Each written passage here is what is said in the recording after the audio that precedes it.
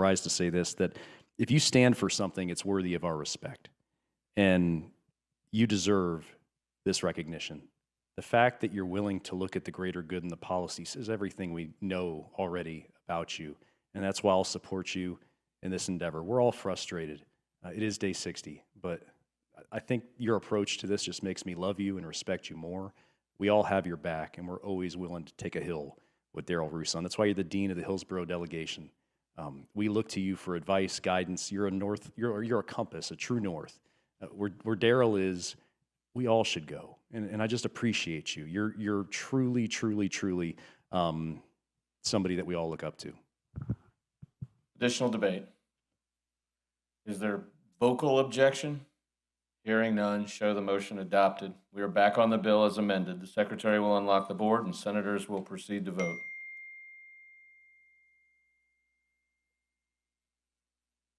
All senators voted.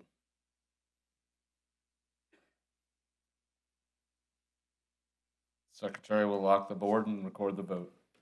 34 yeas, 3 nays, Mr. President. Show the bill passes. Please read the next message. The Honorable Ben Albritton, President, I am directed to inform the Senate that the House of Representatives has amended Senate Amendment 1, barcode 102254, with House Amendment 1, barcode 458307, concurred and the same as amended, and passed committee.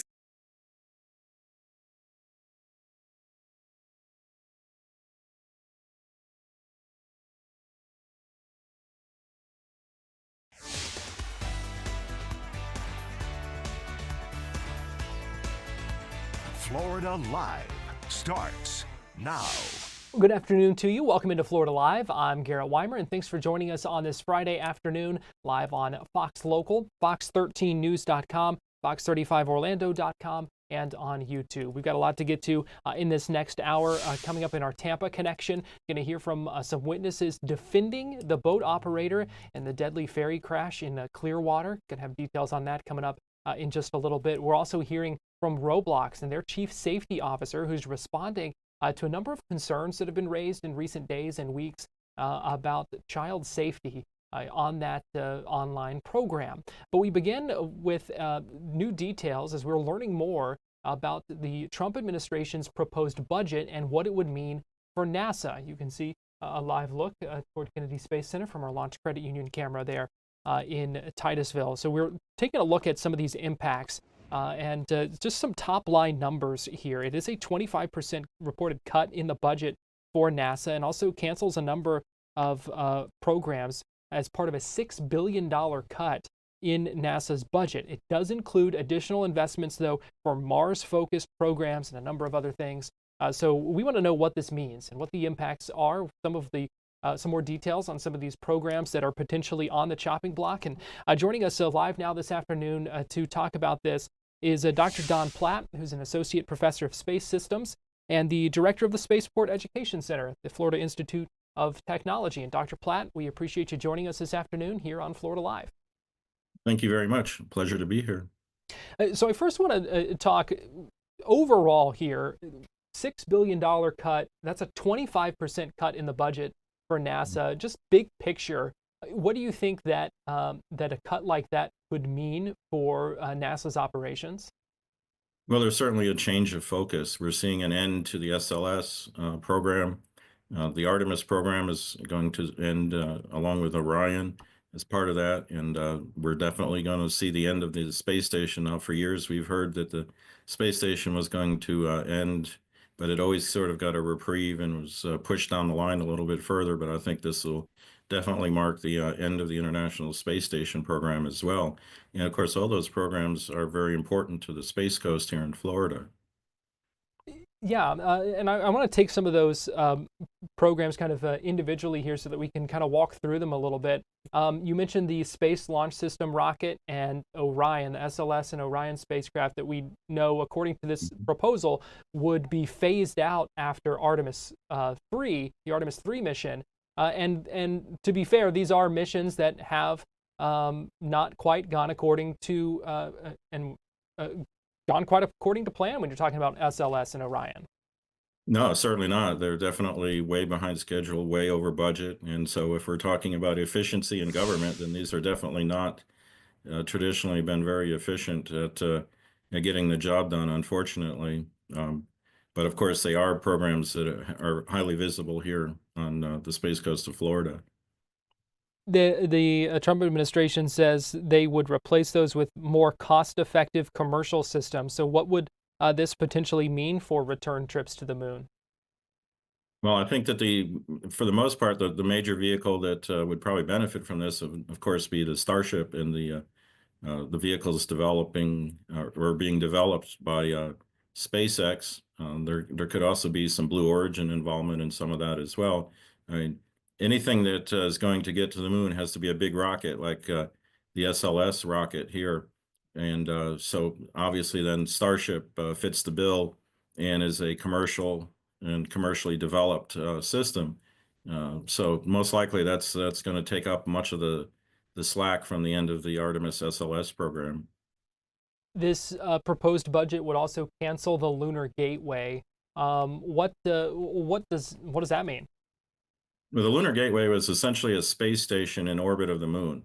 And so it provided a place where astronauts could essentially arrive in lunar orbit and perhaps then prepare for a mission to the surface of the moon then, or observe the moon from the orbit around the moon. And so it'd be a waypoint in space for lunar operations and lunar observations. And so they're probably going to then essentially go back to sort of more of an Apollo style system where you quickly maybe get into a lunar orbit and then land on the moon then soon after that, instead of having sort of a space station out there at the distance of the moon. Which of these potential items on the chopping block do you think has the biggest impact for the Space Coast? Well, most likely the SLS Orion Artemis program. The space station, as we said, we knew sort of was being phased out. It's really in an operations aspect now. So it has a relatively few number of employees, for instance, here on the Space Coast compared to SLS, which has NASA employees, it has Boeing employees and other subcontractors. Orion is a Lockheed Martin-led project and also, again, has NASA and other subcontractors involved in it as well. There are operations that are ongoing, preparations for the upcoming Artemis II launch, and so that'll take place. But we're sort of like in the situation where we knew the shuttle was ending.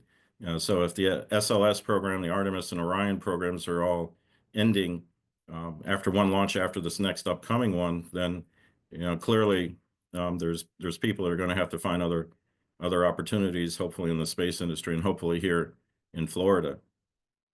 I was going to ask about that because it sounds like there's still obviously a lot in limbo right now, and so I'm wondering kind of what that kind of means for these ongoing operations, with all these questions kind of still up in the air about what things might look like beyond Artemis 3 in this example. Sure. Yeah, there's a lot of new design work that's going to have to take place to see how to efficiently, and that's the key word there, efficiently return astronauts to the moon then beyond these next upcoming missions. And how do you then take maybe parts of the Artemis program? Certainly the Starship was supposed to be a lander for the Artemis program, so it could still continue to serve that function. But how do you do all of this then, again, without a gateway, without the SLS launch vehicle, without the Orion capsule? We have to have a capsule to get our crew members to the moon. And so I suppose that would also perhaps be a Starship. There's still a lot of development, as we know. We're still waiting for Starship to get to orbit successfully. So there's a lot of development that still has to take place before Starship can certainly get to the moon. Dr. Platt, do you think these cuts are concerning?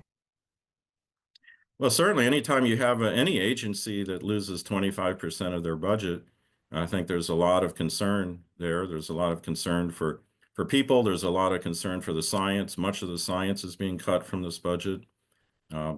It's listing maybe $1 billion of Mars funding, which sounds like a lot, but the reality is that, unfortunately, with a project like exploring Mars, that $1 billion does not go as far as you might anticipate that it would. So there are certainly a lot of concerns here. And anytime you have uncertainty, there's a level of concern. And again, with a number of employees that may be facing layoffs and having to find new jobs, that's certainly a concern here for the Space Coast too. And also interesting because we know there's been a lot of talk from Florida's lawmakers, Florida's leaders, trying to bring NASA headquarters to our Space Coast. Do you think that there's any kind of impact between the two there?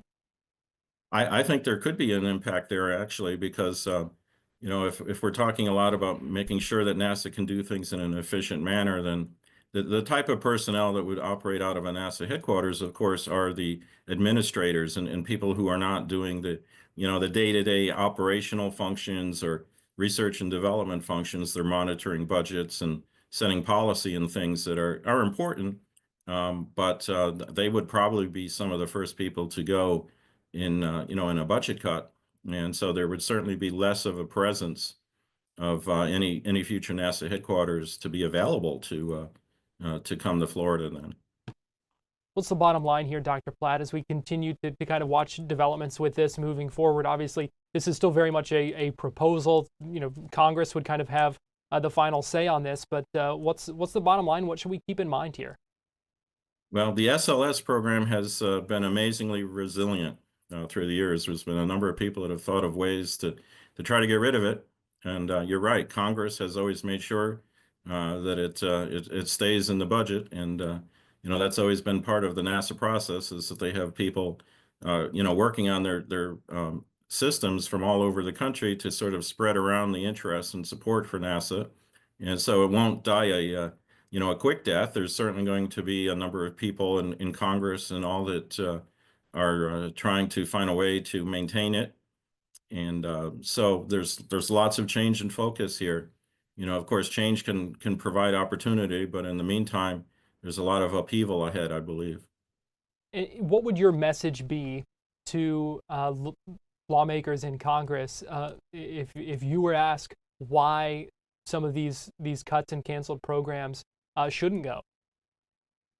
Well, a lot of the programs that are being cut include things like the development of technology. We're going to need technology if we want to maintain our leadership in space. And the Chinese are certainly spending lots of money on space right now and are actually having a tremendous amount of success. And so if we want to maintain that leadership in space, it's hard to do that and cut $6 billion out of a budget. I believe that certainly we have to find ways to be more efficient.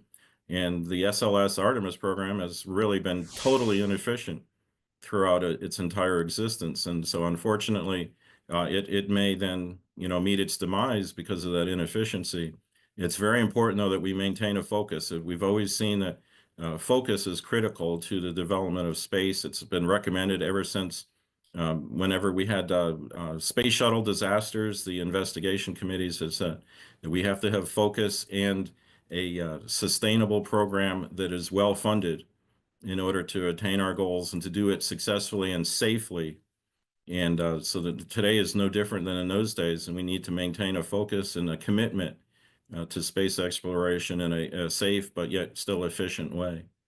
Yeah, certainly going to take some reassessing of priorities and certainly some changes ahead, probably regardless of what ends up being canceled here. Absolutely, I agree. All right, Dr. Don Platt, Associate Professor of Space Systems and the Director of the Spaceport Education Center at the Florida Institute of Technology. Always appreciate you joining us here on Fox 35 News Plus and on Florida Live, and appreciate you joining us this afternoon, Dr. Platt. Thank you very much. We're going to take a break, and we'll be right back after this.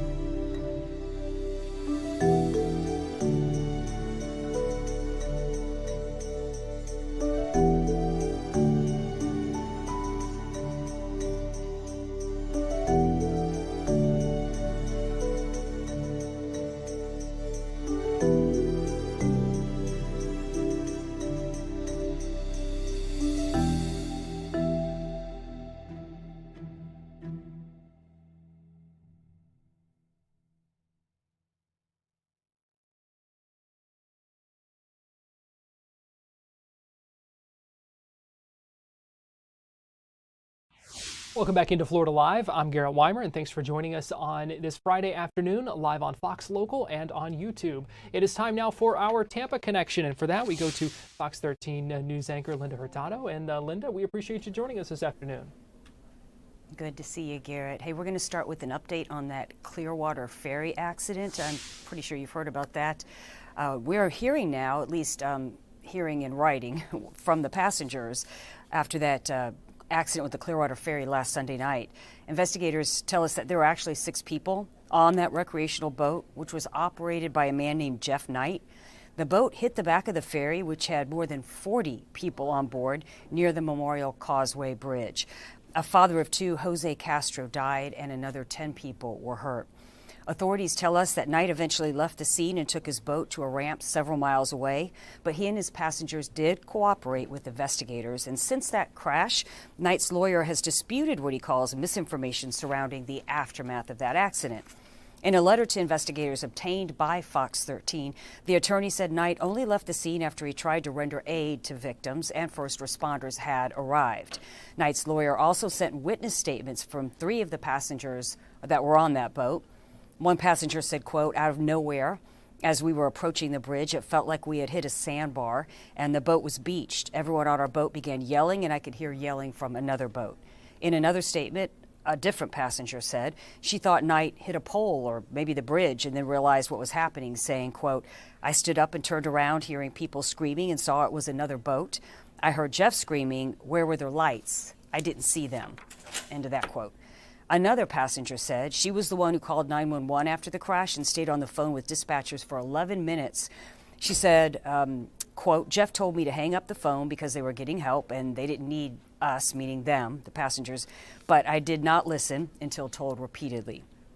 So investigators say that Knight did a voluntary breathalyzer test, which came back reading 0, but a blood test was not done that night. And as of now, no charges have been filed, but the investigation continues. I'm sure, Garrett, that we're going to hear a lot more on this story as it's, there's still some questions unanswered about what actually happened that night. Yeah, a scary situation. And still, like you said, many unanswered questions, something I'm sure y'all will be continuing to follow for a while now. All right, well, here, another story coming up is a case of good news, bad news. I'm going to call it that. A Powerball winner arrested here locally. He won a big lottery jackpot, ended up in jail 3 days later after an investigation. Investigators said that he kicked a deputy in the face. The Pinellas County Sheriff's Office says James Farthing got into a fight with another guest at the Tradewinds Resort, really a popular place, late Tuesday. And when a deputy tried to break up the fight, investigators say Farthing kicked the deputy and then tried to run away. Deputies arrested Farthing on charges of battery on a law enforcement officer and resisting arrest. And he was not the only one who was arrested. His girlfriend, Jacqueline Fightmaster, faces a disorderly intoxication charge. Last Saturday, a Powerball ticket purchased by Farthing in his home state of Kentucky matched all winning numbers in a $167.3 million drawing. He remains in the Pinellas County Jail because of a parole violation stemming from a previous case in Kentucky. So I think Mr. Farthing, it's going to be a while before he gets to spend any of that Powerball money. At least on anything that he wants to spend it on. That's a good point, yes. Hey, we're going to end on a good note. We do a lot of charitable work here at Fox 13, as I know you guys do in Orlando too. And we have a big walk coming up this weekend. It is the March for Babies, and it's going to be over at Steinbrenner Field. We're going to support the health of moms and babies while having some fun and getting exercise. Fox 13 is once again teaming up with March of Dimes for this walk. It's the nonprofit's largest fundraiser, with money going to support research along with programs to prevent preterm birth, birth defects, and infant mortality. This year's March for Babies is happening tomorrow at Steinbrenner Field in Tampa.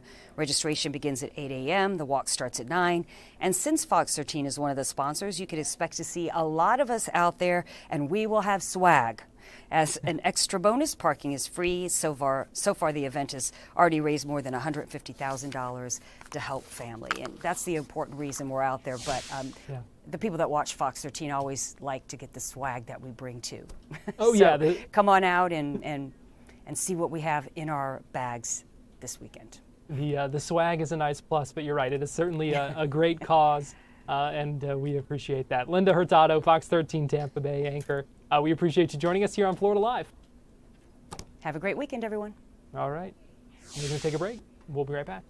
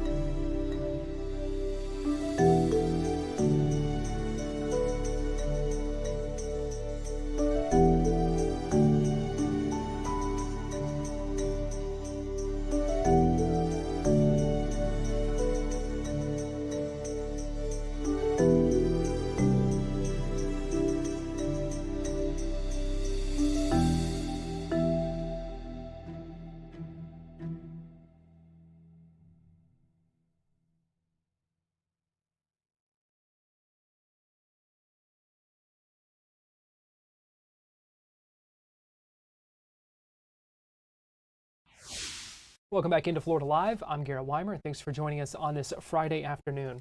Florida Attorney General James Uthmeier has issued a subpoena to the online video game company Roblox. He alleges the company's not doing enough when it comes to protecting kids who play the game. We've heard a lot about this, a lot of conversation about this in recent days. We also know how popular Roblox is. The company claims that half of all American children under the age of 16 play Roblox at least once a month. So it's a very popular platform, a very popular game. But it's been in the news lately for some bad reasons. And that's because one example of this is yesterday, the Marion County Sheriff's Office telling us that they arrested a 17-year-old accused of sexually exploiting children on that online platform. Now this morning, Fox 35's Matt Trezza had the chance to speak with Roblox's Chief Safety Officer about the company's efforts to keep kids safe on the platform. Safety at Roblox is our #1 priority. And that really goes back to the founding of the company nearly 20 years ago, when our founders were the first ones to do customer support and moderation when it was just a tiny group of people. And they first realized that a large part of our audience was kids. And so it really started as like a foundational thing at Roblox. And today it's something that everybody in the company makes their #1 priority. Very good. At what point did you come aboard, and give me some of your background when it comes to this kind of work? Sure. So I've been at Roblox for 8 years. I began my career at Roblox running our product management, design, and data science, and several other teams for the most of the company. And I did that for a number of years. That included our safety efforts. And then in the last 3 years, my time has been focused on safety. My background is in running large-scale product and engineering teams. Yeah, I have a long background. I don't know if I want to spend your time on that. That's all good. I just wanted to kind of like get some of your bona fides as far as this position goes. Does it kind of, given the evolution of how you describe your career, does it show the importance and the the focus of Roblox on safety, the fact that your role has moved from kind of like a product development one to one that seems to be focused entirely now on safety, especially Yeah. when it comes to children. When you think about safety, one thing to just understand about safety is there is no silver bullet. When you're talking about keeping people safe online, in particular kids, you need a multi-tiered effort to do that. And that effort begins with defining policies, and our policies are some of the most stringent in the industry.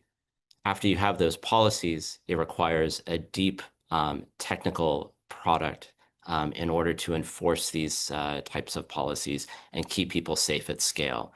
Roblox has more than 90 million daily users, and you need a lot of AI and a lot of automated systems in order to manage that. And it's deeply, deeply technical. After that, what you need is the people behind the scenes, because automation is always built on experts that are training it and experts that are handling exceptions and appeals and other things like that. And we have a fantastic team of investigators and moderators and customer support agents.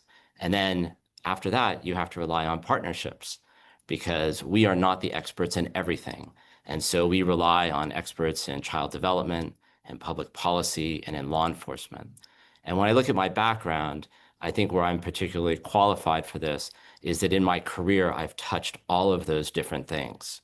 And it's really about bringing those things together and creating one synergistic solution to safety, because there is no single magic thing that keeps everybody safe. It's really when you bring all of these things together that you end up with what we have at Roblox, which is what we believe is one of the safest platforms in the world.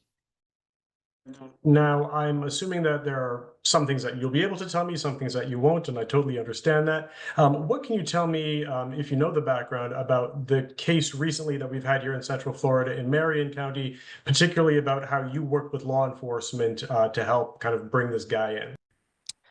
So I'd like to start by just saying that this recent investigation that you're referring to is an ongoing investigation. So I can share what I can, but it is ongoing. And I'd like to start by saying that any incident that happens on our platform where somebody is put in danger is one too many. It's unacceptable, and we treat it that way as we operate and we run the company here. So we are deeply concerned about any of these types of things that happen. I know, speaking as myself as a parent, I know that these things must be very, very hard for the child and the family and everybody in that child's community, and we take it very seriously. What I can share about the incident is that it was something that we detected in February and reported to the National Center of Missing and Exploited Children. And the reason we report to the National Center of Missing and Exploited Children, which is also called NCMEC, is that they have a system. We're actually mandated by law to report to them, and they have a system for reaching out to local law enforcement agencies. And so it is where we have a strong partnership with NCMEC, and we reported that incident to them at that time. Very good. And when I spoke with investigators, they said they were working very well with Roblox on the investigation.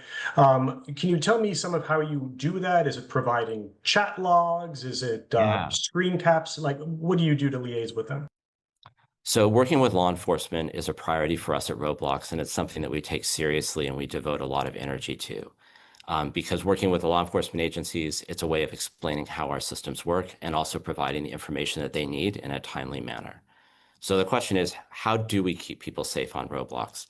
Like I said, it's a multi-tiered effort, and it really starts with our policy. So for example, Roblox does not encrypt any of the communication that happens on the platform, and we monitor all of that communication. We also monitor anything that's uploaded to the platform for people who are creating games on the platform. And we don't allow users to exchange images either. And so really in our policies, we really begin with defining the safest thing, defining safety in those policies.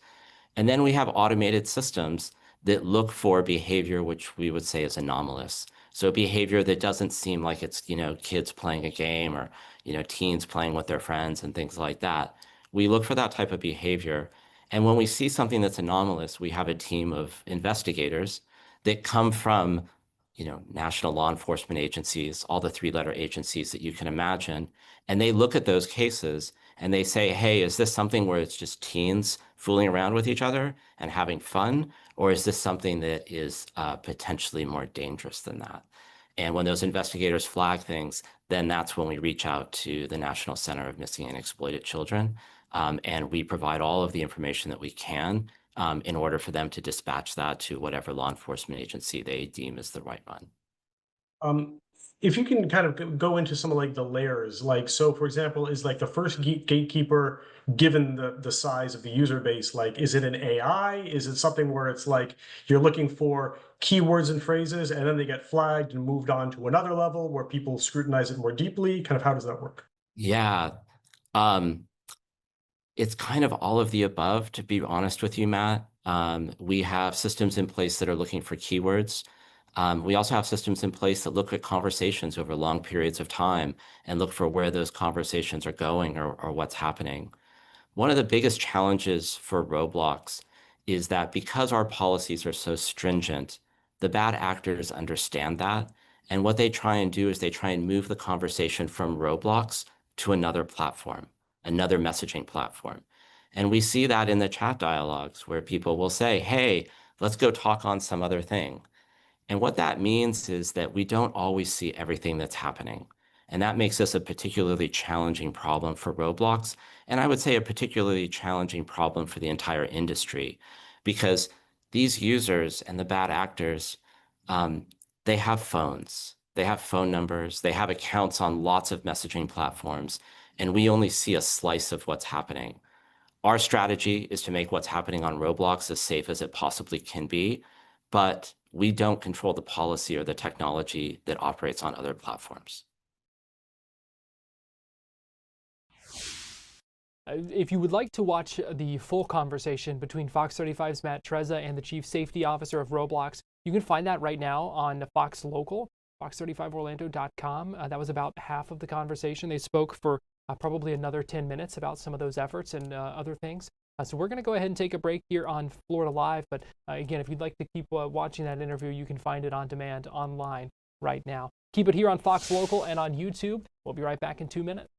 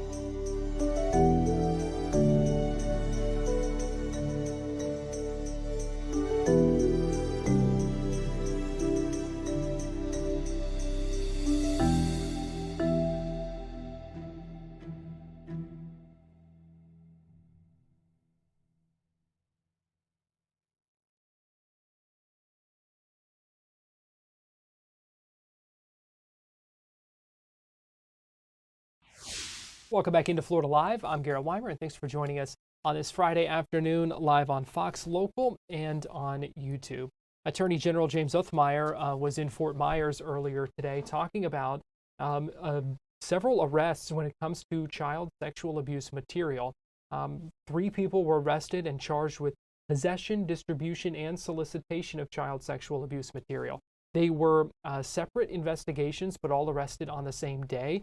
The Attorney General talked about that at that news conference, and also because it was an investigation that largely took place in connection with online platforms, he talked about online platforms like Roblox, like we just heard from, and Snapchat as well, which the Attorney General's office has filed lawsuits against. I want to play for you a little bit of that news conference. We're going to hear from Attorney General James Uthmeier and the Commissioner of FDLE, Mark Glass.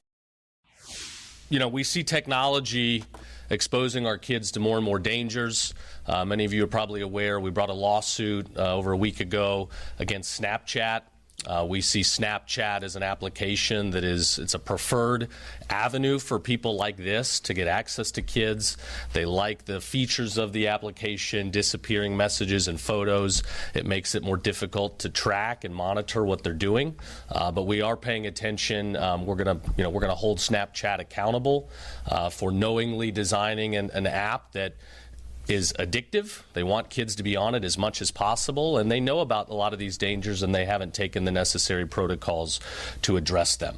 We passed a law last year, House Bill 3, that prohibits younger kids and teenagers from accessing the sites, and older teenagers, 14, 15 years old, are only supposed to access them with parental permission, so that parents, they can go, they know what's going on, they can access the protocols and features and things like that that should be provided to better enable them to monitor, educate, and know what their kids are doing.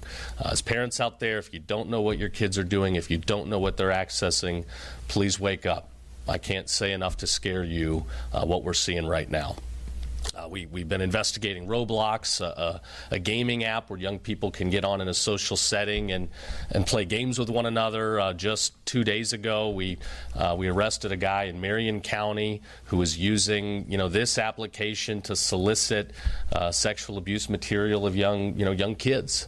We're seeing a lot of this. So we're going to be going after any company that's out there endangering our kids. We've put them on notice. Again, we want to work with them. We want to work to create features and design the programs in a way that protect kids. But if you're not going to take that seriously, we will hold you accountable in court. So thank you for being here. I think we got time for a few questions if anybody has any. James, just for clarity, were these 3 working together at all? Did they know each other, or are these 3 separate cases? These are 3 separate cases, just evidentiary, timing, collection-wise. They all kind of reached the point where arrests were able to be made in the same day, but in independent cases. Could you explain, I guess, the relationship of the accused with one of the victims working with a mother? Can you just go into a little more detail? Yeah, I don't want to get it wrong. I'll turn it over to the special agent here. Sure. So the case originated in Washington State. A parent of children out there, they apprehended her. They charged her out there. They determined that she was transmitting photographs and videos here to Mr. Montgomery. They referred that to us for our jurisdiction, for our investigation, which we, after getting his devices, we did locate some of those images on his electronic devices. That's why he is charged with that. Is she being charged? She is charged in Washington State, okay. Yes. And this was her child? Children. Children? Yes, sir. Are we in custody? Are we in custody? Yes. All 3 were booked in Wednesday. I don't know the bonds off the top of my head. Travis Montgomery has $260,000 bond. Jason Grant Harrison has $750,000 bond, and Mr. Sheffield down in Collier has $1.5 million bond. Outside of the children in Washington State, were you able to identify and save any of the children, or were just involved in sharing files, not the production? So the other 2 were sharing in these peer-to-peer networks known files of those children are existing files that have been shared in the past. They were not local children. They were not children that were rescued as a result of this particular investigation. Is there an effort to try and identify the children? So we go through, so the National Center works through, we work in partnership with them to identify who these real victims are. And oftentimes, when we get them from devices, they've already been identified. And Attorney General, I have a quick question. You mentioned lawsuit against Snapchat. What steps is your office taking to work with tech platforms or local schools to kind of prevent the creation and distribution of this type of material? Sure. So we've been reaching out to companies to express concerns where we see them. Some companies are more willing than others to be cooperative and sit down. I believe Snapchat, is going to fight the state law, and they believe they have a free speech right that, preempts the state law. I do not believe the First Amendment protects the company's right to expose and endanger our kids. So we will fight that vigorously in court against Snapchat and any other company that we believe is breaking our state law. As far as schools go, we've been working with the legislature to try to limit access to phones and things during school. The average age that a child now sees pornography for the first time, I believe I just heard, was 6 years old. And a lot of that is happening because of these dangerous devices. They end up in schools unsupervised. The internet is everywhere. Parents are the first line of defense. Parents really need to be stepping in to ensure that their kids are at a mature age before they have unlimited access to the internet. But that's not always happening, and thus other kids get exposed. So we're working with the school districts to better, educate them on the dangers that are associated with these applications. And I think you'll see this become, a featured initiative of the Office of the Attorney General over the next, couple of years. And just for clarity, you mentioned a sex act in a restaurant, and I obviously this sounds horrific, and I guess without going into too much detail, but was just so that we have clarity, he was performing a sex act inside a restaurant with the child? No, this was with food and things within the kitchen, right? Yeah, there was no child there. Okay. It was... I better not get more detailed than that, but it's horrific. I think a lot of this has always been out there.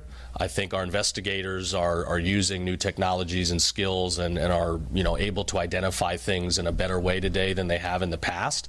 But I also think that the emergence of technology is giving these dangerous individuals a feeling of comfort. This isn't walking around with hard copy materials where they feel like they're going to get busted. They believe the screen and the computer and the phones protect them. And that's why, we see more people taking these liberties. But they should know we are watching, we will find them, and that they are not going to be protected. We're going to take a break here on Florida Live, but we'll be right back.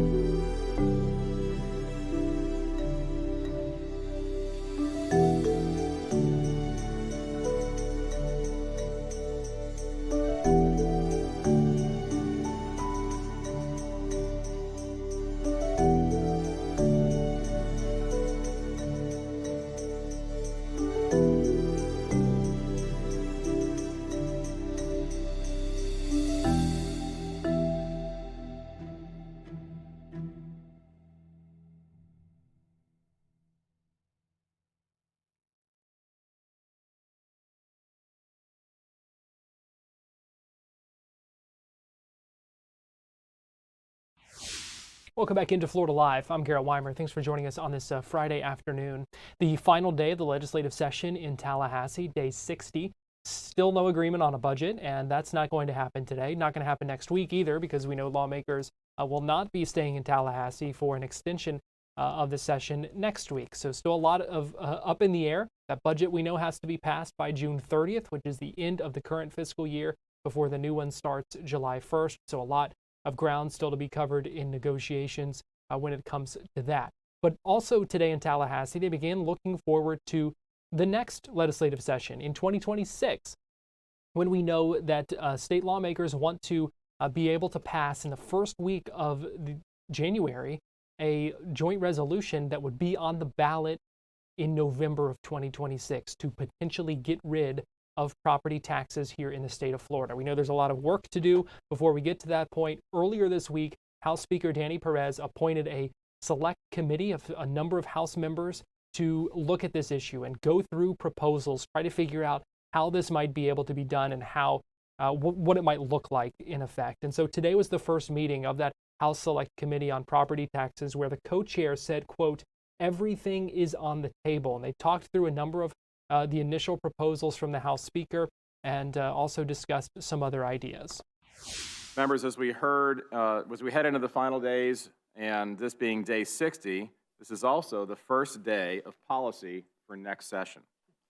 Speaker Perez has tasked this committee to deliver legislation that addresses Florida's property taxes and the lifetime ball and chain that Floridian and Florida homeowners face across our state. Members, as part of this committee, you will be inundated with a variety of ideas, plans, and thoughts to tackle this monumental task. Please know, everything is currently on the table, and we are currently in the data collection and the information stage. As information comes in, please feel free to contact directly either myself or Chair Lopez. And now, members, I'd like to ask Chair Lopez if she has anything she'd like to share at the outset of this groundbreaking committee. Thank you, Mr. Chairman. Good morning, members. Very excited to co-chair this important work with co-chair Overdorf. We have so much to do in such very little time, and so I am grateful that all of you have made a commitment to do what it takes to ensure that we meet our deadlines. And so I'm hopeful that we will all get to work very quickly, and I look forward to working with each and every one of you as we do this incredible work. Thank you, Mr. Chairman. Thank you, Ms. Chairman. Members, I'd also like to invite our ranking member, Gottlieb, if you'd like to say anything as we start out here. Thank you, chairs. What I'd like to say is that the Democratic Caucus has met on this. We're filled with ideas. We're really looking forward to working with our partners. This is a pressing issue for all Floridians. Housing affordability is the #1 polling issue in the state, and we're proud to be here and to tackle this issue in the best interest of our constituents. Thank you, sir. So, members, on today's agenda are introductions, a high-level overview of property taxes and in Florida, and a review of the concepts set forth by the Speaker as a starting point for this committee to consider. Before we start with introductions, I do want to touch on scheduling and what you can expect as we go forward in terms of meetings. What is clear that the Speaker expects us to produce a House joint resolution or multiple House joint resolutions by the time interim committee meetings start, which will probably be September. At that point, those proposals will go through the committee process and culminate with bills being ready to heard on the floor during week 1 of next year in early January.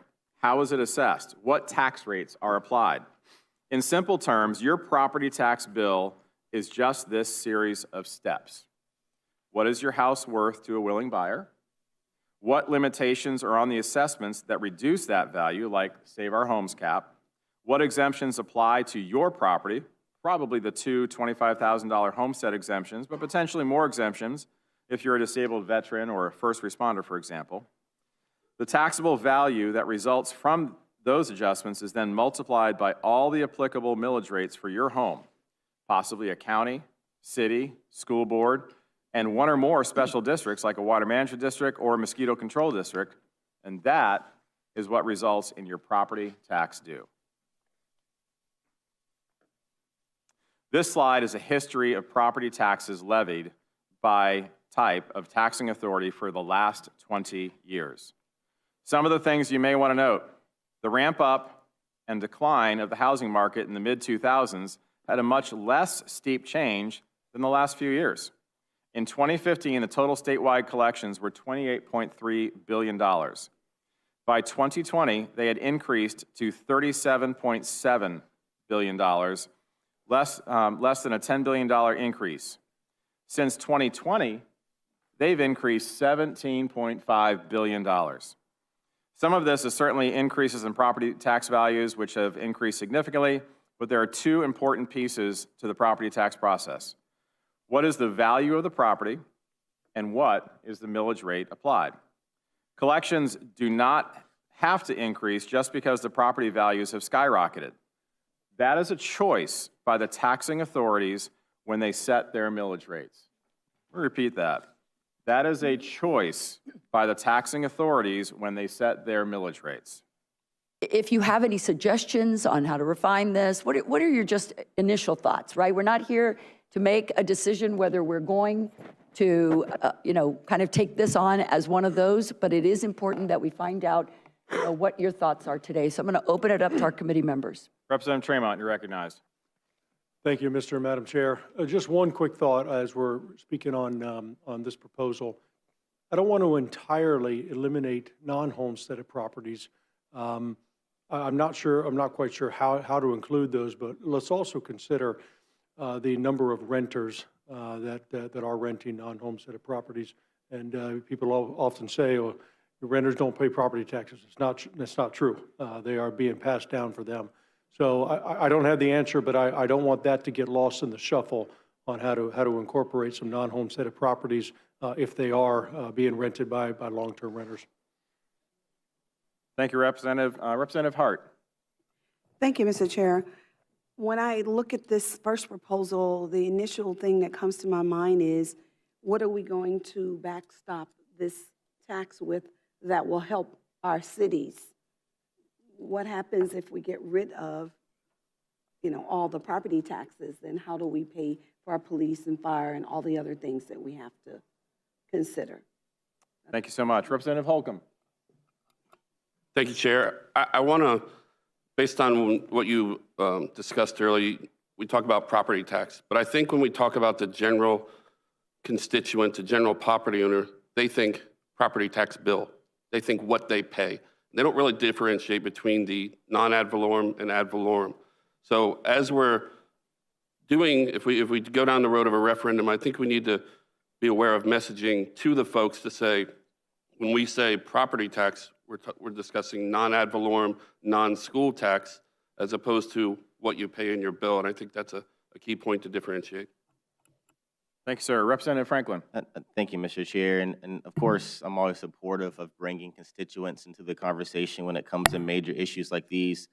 My one concern is normally everyday people don't know what their local taxes and their homestead properties, what it does for them in their cities and counties.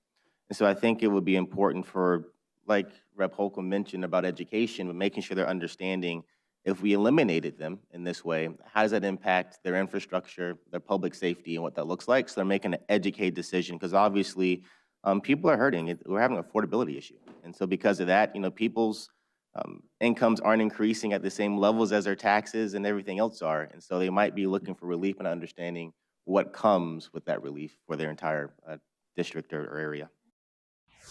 So that is definitely something we are going to be watching here as things move forward throughout. They're going to be meeting throughout the summer, going to hopefully have their goal is to have something by the fall, a joint resolution passed that the legislature will take up in the opening week of the new legislative session in 2026.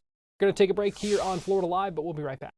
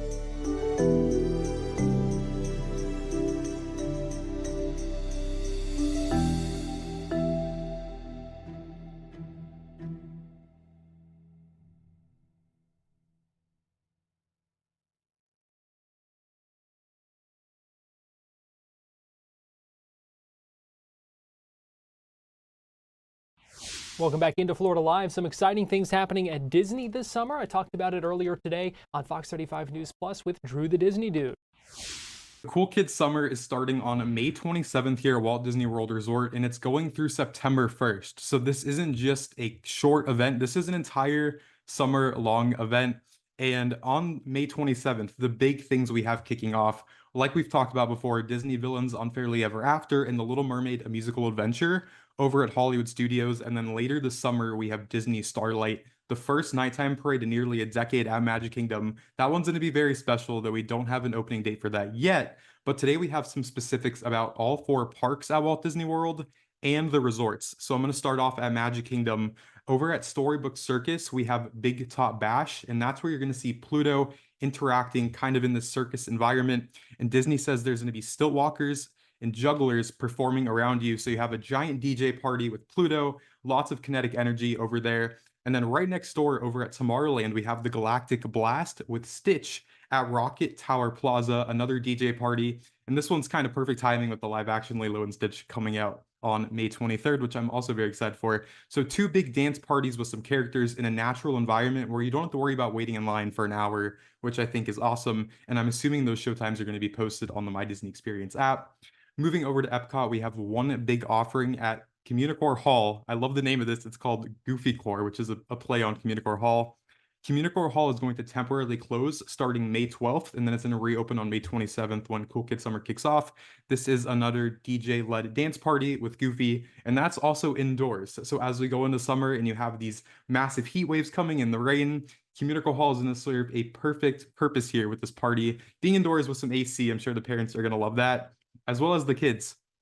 And then over at Hollywood Studios, this is an area that's kind of been dead in recent years. So when I saw that we're getting some activities at Animation Courtyard, I was like, about time. It's about time. But Animation Courtyard, which is right next to the Disney Junior show, right next to Star Wars Launch Bay as well, we're going to have magicians, jump rope performers, and surprise character appearances over there.